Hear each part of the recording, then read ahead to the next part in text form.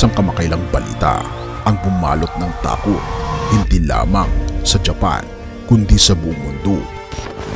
There is a danger lurking in Japan by a rare flesh-eating bacteria that can kill people within 48 hours. Well, according to the latest updates coming in from Tokyo, Japan is battling a disease caused by this rare bacteria. Ang isang balita na mayroong isang bakterya na kumakain ng laman na kumakalat sa buong Japan at ang kaso nito ay pumalo na kukulangin na ng 1,000 katao at binabanggit na kaya nitong kumitil ng buhay sa loob lamang ng 48 hours. Halika, atin itong pag-usapan mga kaibigan.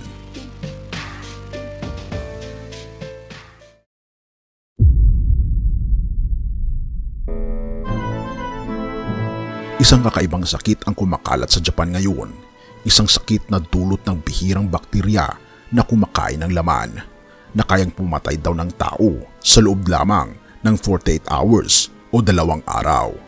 Sa kalagitnaan ng taon, naitala na ang 977 na kaso na mas mataas pa sa 941 na kaso ng nakaraang taon.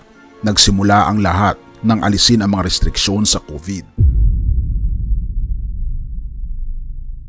Nagsimula ang lahat sa isang umagang tila ordinaryo. Si Ken Kikuchi, isang propesor sa Tokyo Women's Medical University, ay nagbabala tungkol sa Streptococcal Toxic Shock Syndrome o STSS.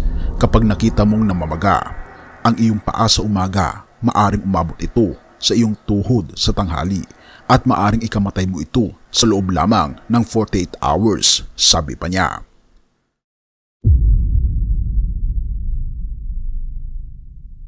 Ang bakterya na ito na tinatawag na Group A Streptococcus o GAS ay karaniwang nagdudulot ng pamamaga at pananakit ng lalamunan sa mga bata, ngunit may mga uri nito na nagdudulot ng mabilis na paglala ng mga sintomas. Nagsisimula ito sa pananakit at pamamaga ng mga bahagi ng katawan, lagnat, mababang presyon ng dugo at maaring humantong sa necrosis, mga problema sa paghinga, pagkasira ng mga organo at kamatayan.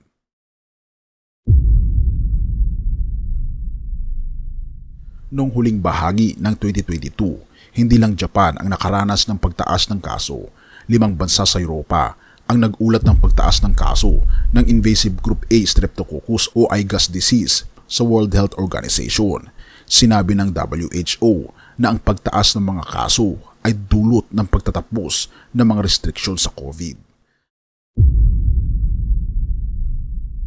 Sa kasalukuyang bilis ng pagkalat ng impeksyon, inaasahang aabot sa 2,500 ang mga kaso sa Japan ngayong taon na may nakakatakot na mortality rate na 30% ayon pa kay Kikuchi.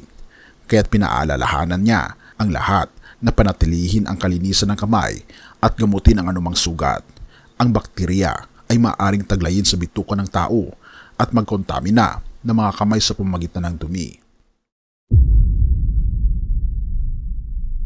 Sa bawat pagdami ng kaso na darama ng mga tao ang lumalalang takot. Ang bawat sugat ay maaaring maging simula ng kanilang katapusan. Isang umaga, isang pamilya ang nagising na may namamagang paa ang kanilang anak. Sa tanghali, umabot na ito sa tuhod. Sa gabi, sila'y nagluluksa. Sino ang susunod na biktima? Habang ang bilang ng mga kaso ay patuloy na tumataas, ang mga tao sa buong Japan ay nasa takot ng pangamba. Ang bawat sugat, bawat sakit ay nagiging sanhi ng kaba. Ngunit ang tanong ay nananatili, paano ito mapipigilan? Ano ang susunod nilang hakbang? At paano maapektuhan hindi lamang ang Japan, kundi maging ang Pilipinas at ang buong mundo? Halika, abangan natin ang mga susunod na kabanata. Mga Kawikaan 3 verse 5-6. Magtiwala ka ng buong puso sa Panginoong Diyos at huwag kang manalig sa iyong sariling karunungan. Kilalanin mo siya sa lahat ng iyong mga lakad at itutuwid niya ang iyong mga landas. Sa gitna ng mga pagsubok at panganib, tulad ng banta ng isang sakit na maaring pumatay ng mabilis, tayo ay tinatawagang magtiwala sa ating Panginoong Diyos ng buong puso. Ang ating sariling kakayahan at karunungan ay limitado, ngunit ang gabay ng Diyos ay palaging nariyan para sa atin. Ang kwento ng pagkalat ng nakakatakot na sakit na ito ay paalala na sa bawat takbang ng ating buhay. Sa gitna ng bawat takot at pangamba, dapat nating ilagak ang ating tiwala sa ating Panginoong Diyos. Siya ang magbibigay sa atin ng kalakasan, karunungan at gabay upang malampasan ang anumang pagsubok na darating sa atin. Magtiwala tayo sa Kanya, kilalanin natin siya sa bawat hakbang at ipagkakaloob niya sa atin ang tamang landas na tatahakin. Sa araw-araw nating pamumuhay, paano natin ipinapakita ang ating pagtitiwala sa Diyos? Sa gitna ng mga hamon at pagsubok, lumalapit ba tayo sa Kanya at humihingi ng gabay? Huwag nating kalimutan na ang kaligtasan at kalakasan ay nagmumula sa ating pananampalataya at pagtitiwala sa ating Panginoong Diyos lamang.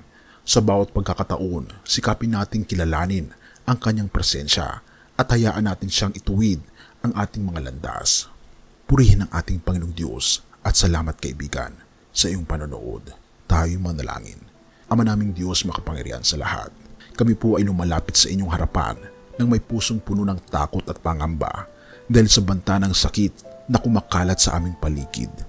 Panginoon, sa gitna ng aming kahinaan at pagkabalisa, hinihingi namin ang inyong lakas at proteksyon.